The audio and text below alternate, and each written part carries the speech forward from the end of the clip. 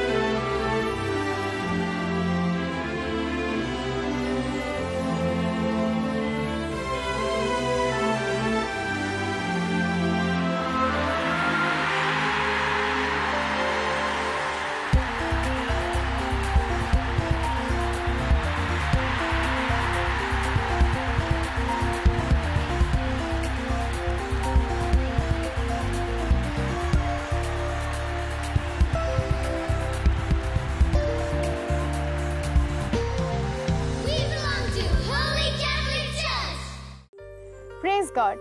ഇന്നത്തെ കിഡ്സ് കോർണറിലേക്ക് എൻ്റെ എല്ലാ കൂട്ടുകാർക്കും സ്വാഗതം. നമ്മൾ കഴിഞ്ഞ 3 ആഴ്ചകളിലായിട്ട് കത്തോലിക്ക സഭയെക്കുറിച്ച് തന്നെയാണല്ലേ ഡിസ്കസ് ചെയ്യുന്നത്. നിങ്ങളുടെ സംശയങ്ങളൊക്കെ കഴിഞ്ഞോ? ഇല്ല, കഴിഞ്ഞിട്ടില്ല അല്ലേ? സഭയെക്കുറിച്ച് കൂടുതൽ നമ്മൾ അറിയുന്തോറും സഭയോട് ഒരു പ്രത്യേക സ്നേഹം തോന്നുന്നുണ്ടോ? അപ്പോൾ ഏതായാലും ഇന്നത്തെ എപ്പിസോഡിൽ നിങ്ങൾക്ക് ബാക്കിയുള്ള ചോദ്യങ്ങളും കൂടെ ചോദിക്കാം. അച്ഛൻ നിങ്ങൾക്ക് വേണ്ടി കാത്തിരിക്കായിരിക്കും. അപ്പോൾ നമുക്ക് ഇന്നത്തെ വചനവും സുഹൃത്തുക്കം പഠിക്കാം. ഇന്നത്തെ വചനം ഇതാണ്. സങ്കീർത്തനങ്ങൾ 31-ാം അധ്യായം 7-ാം വാക്യം. അങ്ങയുടെ അചഞ്ചല സ്നേഹത്താൽ ഞാൻ ആനന്ദമടയും. അങ്ങയുടെ അചഞ്ചല സ്നേഹത്താൽ ഞാൻ ആനന്ദമടയും. ഓക്കെ, ഇനി സുഹൃജപം. ഈശോയെ, ഏതവസ്ഥയിലും അങ്ങയുടെ സ്നേഹത്താൽ ആനന്ദിക്കുവാൻ എന്നെ അനുഗ്രഹിക്കണമേ.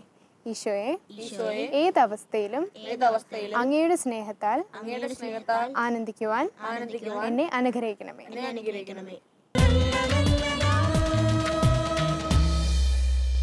ശുദ്ധീകരണ സ്ഥലത്തെക്കുറിച്ച് ബൈബിളിൽ പറയുന്നില്ലല്ലോ, പിന്നെ കത്തോലിക്ക സഭ എന്താ ഇങ്ങനെ പറയുന്നത്? സഭയുടെ ശുദ്ധീകരണ സ്ഥലത്തെക്കുറിച്ചുള്ള കാഴ്ചപ്പാട് ദൈവത്തിൻ്റെ പരിശുദ്ധിയെക്കുറിച്ചുള്ള കാഴ്ചപ്പാടുമായി ബന്ധപ്പെട്ട് നിൽക്കുന്നതാണ്. വിശുദ്ധി കൂടാതെ ആർക്കും ദൈവത്തെ ദർശിക്കാൻ സാധിക്കുകയില്ല. ഒന്നാലോചിച്ച് നോക്കി, എസക്കിയേലിൻ്റെ പുസ്തകം 6-ാം അധ്യായത്തിൽ ദൈവത്തിൻ്റെ ദർശനം എസക്കിയേലിനുണ്ടാവുന്നു. 6 ചിറകുള്ള മാലാഖമാർ, 2 ചിറകുകൾ കൊണ്ട് മുഖം പൊത്തി, 2 ചിറകുകൾ കൊണ്ട് പാദങ്ങൾ മറച്ച്, 2 ചിറകുകൾ കൊണ്ട് വാനിൽ പറന്നു നിന്നിട്ട് ദൈവത്തെ പരിശുദ്ധൻ പരിശുദ്ധൻ പരിശുദ്ധൻ എന്ന് സ്തുതിക്കുന്ന കാഴ്ച നമ്മൾ കാണുന്നുണ്ട്. ഉടനെ എസക്കിയേൽ വിലപിക്കുകയാണ്. അയ്യോ, ഞാൻ നശിച്ചു, എൻ്റെ അധരം അശുദ്ധമാണ്, അശുദ്ധമായ അധരങ്ങളുള്ളവനാണ് ഞാൻ, അശുദ്ധമായ അധരങ്ങളുള്ളവരുടെ ഇടയിൽ വസിക്കുന്നവനാണ് എന്നൊക്കെ പറഞ്ഞ് വല്ലാതെ അസ്വസ്ഥപ്പെടുന്ന എസക്കിയേലിനെ നമുക്ക് കാണാൻ കഴിയുന്നുണ്ട്. പക്ഷേ എസക്കിയേലിനെ ശുദ്ധീകരിച്ചത് എങ്ങനെയാണ്? അൽത്താരയിൽ നിന്നെടുത്ത കനലുകൊണ്ട് അധരത്തെ സ്പർശിച്ചിട്ട് പറഞ്ഞു, ഇപ്പം നീ ശുദ്ധമായിരിക്കുന്നു അല്ലേ? അപ്പോൾ കനൽ, അഗ്നിയും വിശുദ്ധീകരണവും തമ്മിൽ ഒരു ബന്ധമുള്ളതായിട്ട് ബൈബിളിൽ നമുക്ക് കാണാൻ കഴിയും. അഗ്നിയും വിശുദ്ധീകരണവും തമ്മിലുള്ള ബന്ധം മറ്റിടങ്ങളിലും കാണാം. 1 കൊറിന്തോസുകാർക്കുള്ള 1-ാം ലേഖനത്തിൽ നമ്മൾ 13 മുതൽ 15 വരെയുള്ള വാക്യങ്ങളിൽ അവിടെയും ഈ അഗ്നിയും വിശുദ്ധീകരണവും ഒന്നു ചേർന്ന് പോകുന്നതായിട്ട് നമുക്ക് കാണാൻ കഴിയും. പത്രോസിൻ്റെ 1-ാം ലേഖനം 1-ാം അധ്യായം 7-ാം വാക്യത്തിലും ഇതുപോലെ തന്നെ നമുക്ക് കാണാൻ കഴിയും. ഇനി പരമപരിശുദ്ധനായ ദൈവത്തിൻ്റെ സന്നിധിയിൽ വിശുദ്ധിയുള്ളവർ ദൈവത്തെ ദർശിച്ചുകൊണ്ട് നിൽക്കുന്നു. അതിനെയാണ് നമ്മൾ സ്വർഗീയ അനുഭവം എന്ന് പറയുന്നത്, സ്വർഗം എന്ന് പറയുന്നത്. ദൈവത്തിന് മുന്നിൽ നിൽക്കാൻ തീരെ യോഗ്യതയില്ലാത്ത, ദൈവത്തിന് തികച്ചും വിരുദ്ധമായ രീതിയിൽ ജീവിച്ച വ്യക്തികൾക്ക് ദൈവത്തിൻ്റെ അടുത്തേക്ക് വരാൻ കഴിയില്ല എന്നുള്ള വ്യക്തമായ ബോധം, അതാണ് നരകാവസ്ഥ. എന്നാൽ ദൈവത്തോട് ചേർന്ന് നിൽക്കണമെന്ന് ആഗ്രഹിച്ചു, അങ്ങനെ ജീവിക്കാൻ ശ്രമിച്ചു, പക്ഷെ പലപ്പോഴും വീണുപോയി, വീണ്ടും എഴുന്നേറ്റു, വീണ്ടും ശ്രമിച്ചു. അങ്ങനെയുള്ള മനുഷ്യരുണ്ടല്ലോ, അവരെക്കുറിച്ചാണ് സഭ പറയുന്നത്. ശുദ്ധീകര സ്ഥലത്തിലൂടെയുള്ള അഗ്നിശുദ്ധീകരത്തിലൂടെ അവർ, അല്ലെങ്കിൽ സ്ഥലം എന്നുള്ളതിനേക്കാൾ ദൈവത്തിന് വിശുദ്ധീകരിക്കാനുള്ള ഒരു മാർഗം, ദൈവസന്നിധിയിലേക്ക് വരുന്നതിന് മുൻപ് ഈ വ്യക്തികളെ വിശുദ്ധീകരിച്ചെടുക്കാനുള്ള ദൈവത്തിൻ്റെ കരുണയുടെ അഗ്നി അതിലൂടെ കടന്നു പോകും എന്ന് ഫ്ലോറൻസ് കൗൺസിലും ട്രെൻഡ് കൗൺസിലുമാണ് പഠിപ്പിച്ചത്. ഇത് തീർച്ചയായും വളരെ സാധാരണക്കാരായ മനുഷ്യരെ സംബന്ധിച്ചിടത്തോളം വളരെ സന്തോഷം നൽകുന്ന ഒന്നാണ്.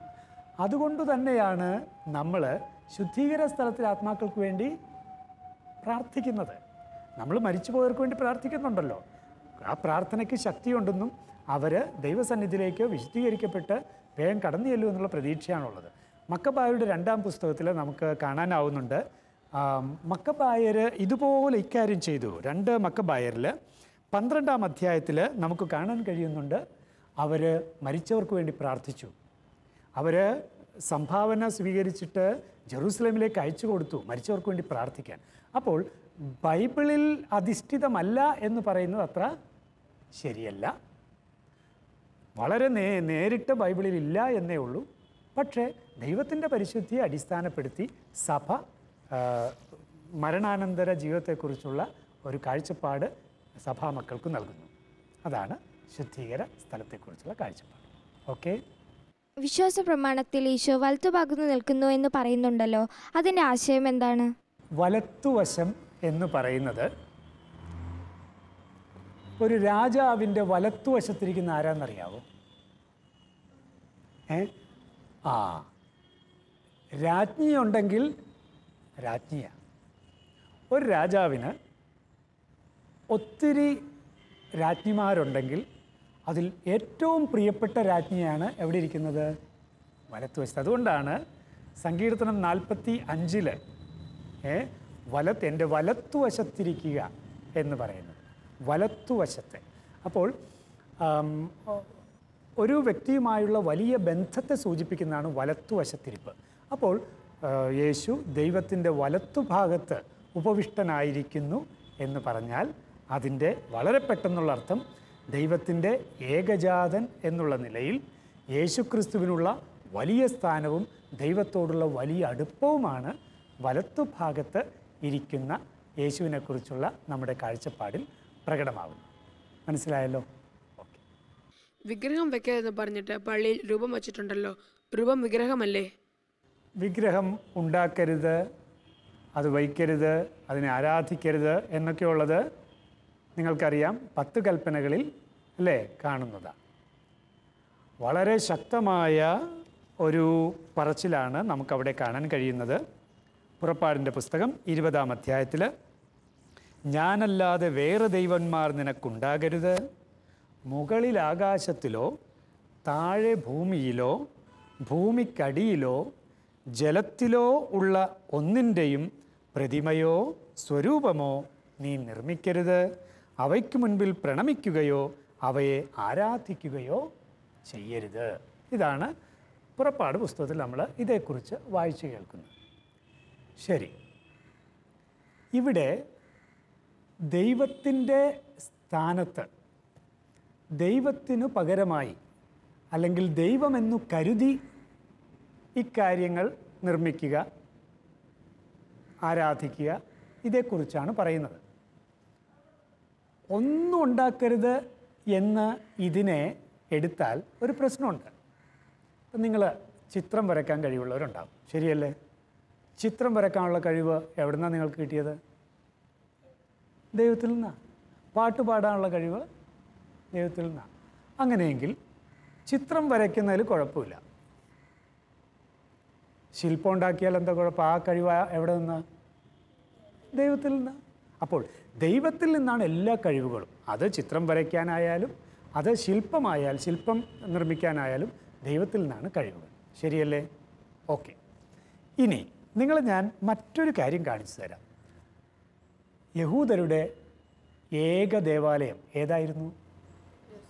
ജെറുസലം ദേവാലയമായിരുന്നു. ജെറുസലം ദേവാലയത്തിൻ്റെ നിർമ്മാണം എങ്ങനെയായിരുന്നു എന്ന് നിങ്ങൾക്കറിയാവോ? രാജാക്കന്മാരുടെ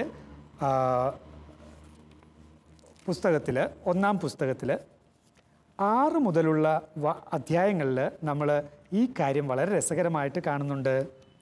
അവിടെ 5-ാം അധ്യായത്തിൽ ദേവാലയ നിർമ്മാണത്തിനുള്ള ഒരുക്കത്തെക്കുറിച്ച് പറയും.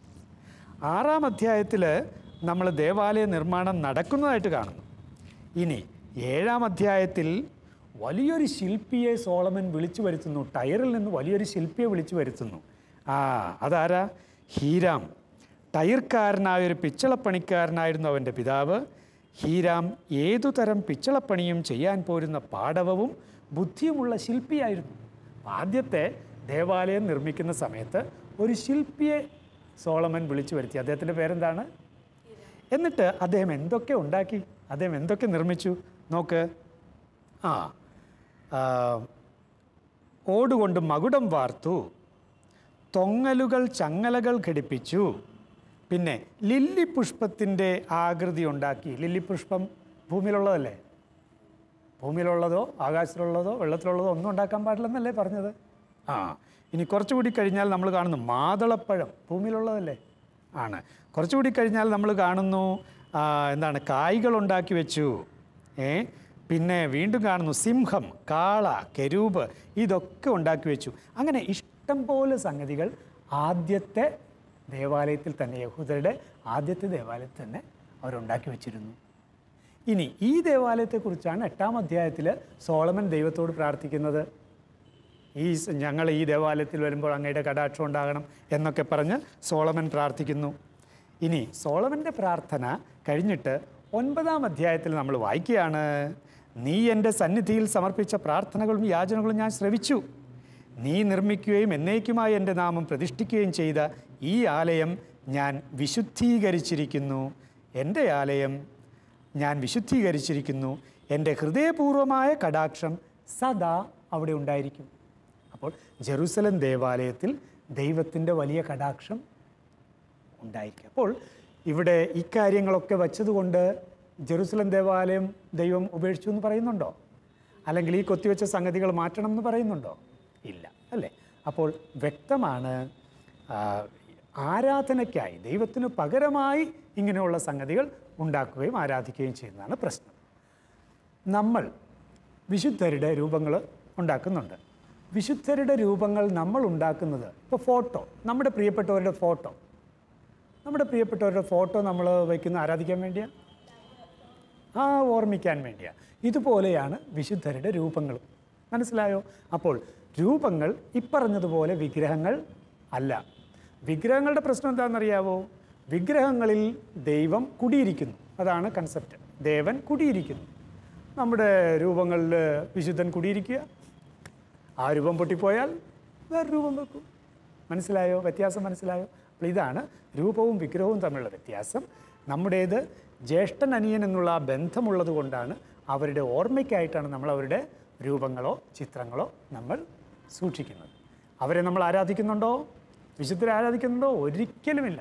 ആരെയാണ് നമ്മൾ ആരാധിക്കുന്നത്? ദൈവത്തെ മാത്രം. ഓക്കെ. കത്തോലിക്കർക്ക് വചനവും പാരമ്പര്യവും ചേർന്നാണ് വിശ്വാസം. എന്തുകൊണ്ട്? നോക്ക്, സഭ സ്ഥാപിതമായപ്പോൾ അപ്പോൾ ബൈബിളുണ്ടോ?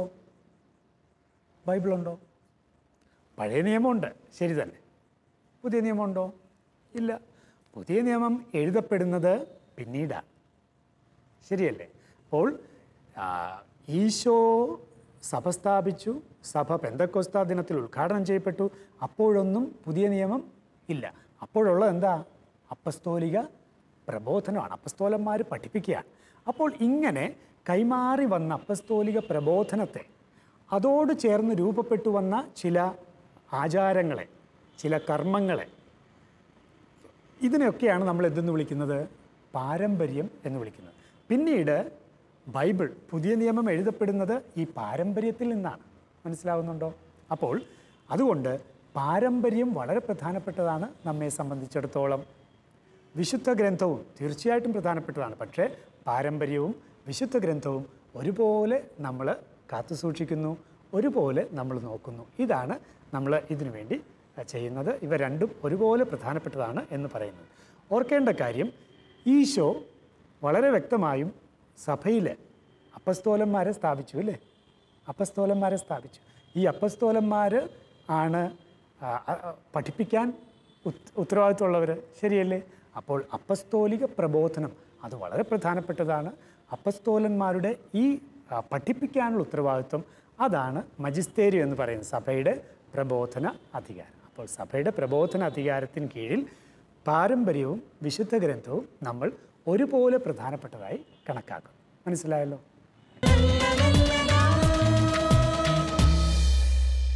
ഇന്നത്തെ നിങ്ങളുടെ സംശയമൊക്കെ കുറച്ച് കഠിനമായിരുന്നല്ലോ.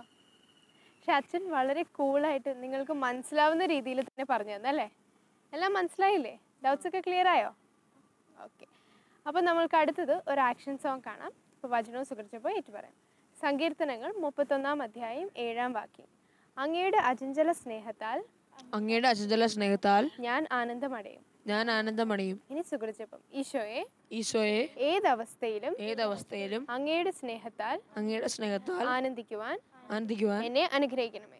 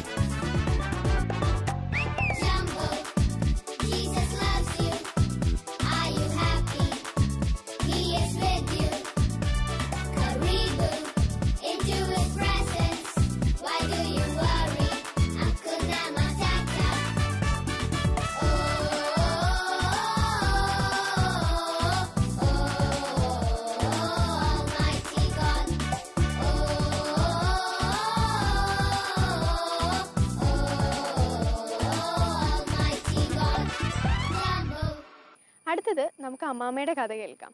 അമ്മാമ്മ ഇന്ന് ആരുടെ കഥയാണ് പറയണതെന്ന് നമുക്ക് അവിടെ പോയിട്ട് തന്നെ നോക്കാം. ഓക്കെ. അപ്പോൾ വചനവും സുഹൃച്ചപ്പേറ്റ് പറയാം. സങ്കീർത്തനം 31 അധ്യായം 7 വാക്യം. അങ്ങയുടെ അചഞ്ചല സ്നേഹത്താൽ ഞാൻ ആനന്ദമടയും. ഈ സുഹൃച്ചപ്പം, ഈശോയെ ഏതവസ്ഥയിലും അങ്ങയുടെ സ്നേഹത്താൽ ആനന്ദിക്കുവാൻ എന്നെ അനുഗ്രഹിക്കണമേ. ഇന്ന് നിങ്ങളോട് പറയാൻ പോകുന്നത് വിശുദ്ധ വിൻസെൻ്റ് ഫെററിനെ കുറിച്ചാണ്. വിശുദ്ധ വിൻസെൻ്റ് ഫെററിന് വേറൊരു നാമം കൂടിയുണ്ട്, വിധിയുടെ മാലാഖ. ഇദ്ദേഹത്തിൻ്റെ മാതാപിതാക്കൾ നല്ല ദൈവഭക്തരും ദാനധർമ്മവും അതുപോലെ തന്നെ പുണ്യജീവിതവും ഒക്കെ നയിച്ചിരുന്നവരാണ്. അപ്പം അതുകൊണ്ട് തന്നെ ഈ വിൻസെൻറ്റും അതുപോലെ തന്നെ വളർന്നത്. നല്ല ദൈവഭക്തനായിരുന്നു. ചെറുപ്പത്തിലേ തന്നെ അവൻ പീഡാനുഭവത്തെപ്പറ്റി ധ്യാനിക്കാനാണ് അവനിഷ്ടമായിരുന്നത്. വിൻസെൻ്റ് വളരെ ചെറുപ്പത്തിലേ തന്നെ വളരെ അധിക നേരം പ്രാർത്ഥനയ്ക്ക് ചെലവഴിക്കുമായിരുന്നു. തന്നെയുമല്ല, ആഴ്ചയിൽ 2 ദിവസം ബുധനാഴ്ചയും വെള്ളിയാഴ്ചയും ഉപവസിച്ചിരുന്നു. ഏതാണ്ട് 12 വയസ്സായപ്പോൾ മുതലേ തത്വശാസ്ത്രവും ദൈവശാസ്ത്രവും അവൻ പഠിക്കാൻ തുടങ്ങി. എൻ്റെ 18 വയസ്സായപ്പോൾ ഡൊമിനിക്കൻ സഭയിൽ ചേർന്നു. അച്ഛനാകാനായിട്ട് വലിയ താല്പര്യമായിരുന്നു. അങ്ങനെ അച്ഛനാകാനായിട്ട് പഠിക്കുകയായിരുന്നു. നന്നായിട്ട് പഠിച്ച് നല്ലൊരു വൈദികനായി. 28 വയസ്സായപ്പോൾ ഡോക്ടറേറ്റ് എടുത്ത്. അത്ര നല്ല മിടുക്കനായിരുന്നു. അതുപോലെ തന്നെ എല്ലാവരോടും ഭയങ്കര സ്നേഹവും എല്ലാമായിരുന്നു. അവരുടെ ജീവിതം മുഴുവനും അങ്ങനെയായിരുന്നു. ദൗത്യം എന്തായിരുന്നെന്നോ? പ്രസംഗം. പ്രസംഗിക്കാനായിട്ട് പോകുന്നതിന് മുൻപ് ഒരു 3-4 മണിക്കൂർ കർത്താവിൻ്റെ പീഡാനുഭവത്തെപ്പറ്റി ധ്യാനിക്കും. എങ്ങനെ? കുരിശ് രൂപത്തിൽ നോക്കിയിരുന്നുകൊണ്ട് ധ്യാനിക്കും. അങ്ങനെ ആ ധ്യാനിച്ച് കഴിഞ്ഞിട്ടാണ് പോയി പ്രസംഗിക്കുന്നത്. ഈ പ്രസംഗം കേൾക്കുന്ന ശ്രോതാക്കൾ മിക്കവരും കരഞ്ഞ് മാനസാന്തരപ്പെട്ടാണ് വീട്ടിലേക്ക് പോകുന്നത്. അത്ര വലിയ അനുഭവമായിരുന്നു ഓരോ പ്രസംഗത്തിലും. പ്രസംഗ വിഷയം എന്തൊക്കെയായിരുന്നെന്നോ? പാപം, മരണം, വിധി, നരകം, ദൈവത്വം, നിത്യത്വം. ഇതായിരുന്നു വിഷയങ്ങൾ. ഈ ഓരോ വിഷയങ്ങളും നല്ലോണം പഠിച്ച് പ്രാർത്ഥിച്ച് ഒരുങ്ങിയാണ് പ്രസംഗിക്കുന്നത്. അതുകൊണ്ടാണ് ആ അനുഭവം പലർക്കും ഉണ്ടായിട്ടുള്ളത്. നല്ല ദൈവഭക്തിയിൽ തന്നെ കർത്താവ് ഒരുപാട് വരദാനങ്ങൾ കൊടുത്തു. അത്ഭുത വരങ്ങൾ. അതായത് കിടപ്പ് രോഗികൾ ചാടി എഴുന്നേറ്റാണ് ഈ പ്രസംഗം കഴിയുമ്പോൾ എഴുന്നേറ്റ് പോണത്. അത്ര ഒരുപാട് അനുഭവങ്ങൾ പലർക്കും ഈ പ്രസംഗത്തിലൂടെ കിട്ടിയിട്ടുണ്ട്. 10,000-കണക്കിന് ആളുകളാണ് പ്രസംഗം കേട്ട് മാനസാന്തരപ്പെട്ടിട്ടുള്ളത്. അതുകൊണ്ട് തന്നെ ഇദ്ദേഹത്തിൻ്റെ പ്രസംഗം കേൾക്കാനായിട്ട് അനേകായിരങ്ങൾ പല സ്ഥലങ്ങളിൽ നിന്നും വന്നുകൊണ്ടിരുന്നു. ഒരിക്കലൊരു മഹത് വ്യക്തി ഇദ്ദേഹത്തിൻ്റെ പ്രസംഗം കേൾക്കാനായിട്ട് വലിയ ആകാംക്ഷയോടുകൂടി വന്നു. അപ്പോൾ ഈ വരണമെന്ന് കേട്ട് കഴിഞ്ഞപ്പോൾ തന്നെ പുള്ളിക്കാരൻ വിൻസെൻ്റ് ശരിക്ക് ഒരുങ്ങിയതെങ്ങനെയാ? പ്രാർത്ഥിക്കാൻ സമയം കിട്ടിയില്ല, പഠിച്ചൊരുങ്ങി. അങ്ങനെ പോയി പ്രസംഗിച്ച്. പക്ഷെ കേൾക്കുന്നവർക്ക് വലിയ അനുഭവമൊന്നും തോന്നിയില്ല. ഈ വന്ന മഹൽ വ്യക്തിക്കും വലിയ അനുഭവമൊന്നും തോന്നിയില്ല. അത് കഴിഞ്ഞ് പിന്നെ ഒരു ദിവസം ഈ പ്രസംഗം കേട്ട് ഇയാൾ പൊട്ടിക്കരഞ്ഞുകൊണ്ടാണ് അവിടെ നിന്ന് എഴുന്നേറ്റ് പോയത്. അപ്പോൾ ഇത് വിൻസെൻറ്റിനോട് ചോദിച്ചു. ഫാദർ വിൻസെൻറ്റിനോട് ചോദിച്ചത് എന്താണ്? കഴിഞ്ഞ പ്രാവശ്യം നിങ്ങളുടെ പ്രസംഗം കേൾക്കാൻ വന്നിട്ട് എനിക്ക് ഒരു അനുഭവം ഉണ്ടായില്ല. അതേസമയം ഇന്ന് ഈ പ്രസംഗം കേട്ട് ഞാൻ കരഞ്ഞു പോയെന്ന് പറഞ്ഞു. അപ്പോൾ പുള്ളിക്കാരൻ ചിരിച്ചുകൊണ്ട് പറയുകയാണ്. അതായത് ഫാദർ വിൻസെൻ്റ് ചിരിച്ചുകൊണ്ട് പറയുകയാണ്, അത് ആദ്യത്തെ ദിവസം പ്രസംഗിച്ചത് വിൻസെൻ്റാണ്, ഫാദർ വിൻസെൻ്റാണ്. രണ്ടാമത്തെ ദിവസം പ്രസംഗിച്ചത് വിൻസെൻറ്റിലൂടെ കർത്താവ് പ്രസംഗിച്ച്. അതാണ് ആ അനുഭവം ഉണ്ടായത് എന്ന് പറഞ്ഞു. ഈ ഒരുപാട് രോഗശാന്തികളും ഒരുപാട് ദൈവാനുഭവങ്ങളും ഒക്കെ ഉണ്ടായിരുന്നതുകൊണ്ട് മുസ്ലിം ദേവാലയങ്ങളിലും യഹൂദരുടെ സിനഗോഗുകളിലും ഒക്കെ പ്രസംഗിക്കാൻ ഇദ്ദേഹത്തിന് അനുവാദം കിട്ടിയായിരുന്നു. അവിടെയൊക്കെ പ്രസംഗിച്ചിട്ടുണ്ട്. ഒരുപാട് മാനസാന്തരങ്ങളും ഉണ്ടായിട്ടുണ്ട്. അങ്ങനെ 60 വയസ്സ് വരെ പ്രസംഗിച്ച് നടന്ന് ഒരു ദിവസം രോഗിയായി. ഫാദർ വിൻസെൻ്റ് രോഗിയായി കിടപ്പായി. കിടക്കുന്ന സമയത്ത് പരിചരിക്കുന്നവരോട് പറഞ്ഞ്, എനിക്ക് പീഡാനുഭവത്തെപ്പറ്റി വായിച്ച് കേൾക്കണമെന്ന് പറഞ്ഞു. അങ്ങനെ വായിച്ച് കേൾപ്പിച്ച് അതിങ്ങനെ കേട്ടുകൊണ്ടിരിക്കണതിനിടയ്ക്ക് അദ്ദേഹത്തിന് സമയമായി തൻ്റെ സമ്മാനം മേടിക്കാനായിട്ട് ഈ ലോകത്ത് നിന്ന് പോയി. അദ്ദേഹം പറഞ്ഞിരുന്ന ഒരു കാര്യം എന്താണെന്നറിയാമോ? നിങ്ങൾ എന്ത് ചെയ്യുമ്പോഴും നിങ്ങളെപ്പറ്റി ചിന്തിക്കാതെ ദൈവത്തെപ്പറ്റി ചിന്തിച്ചുകൊണ്ട് അത് ചെയ്യാം. അപ്പോൾ എല്ലാം ഏറ്റവും നല്ലതായിരിക്കും.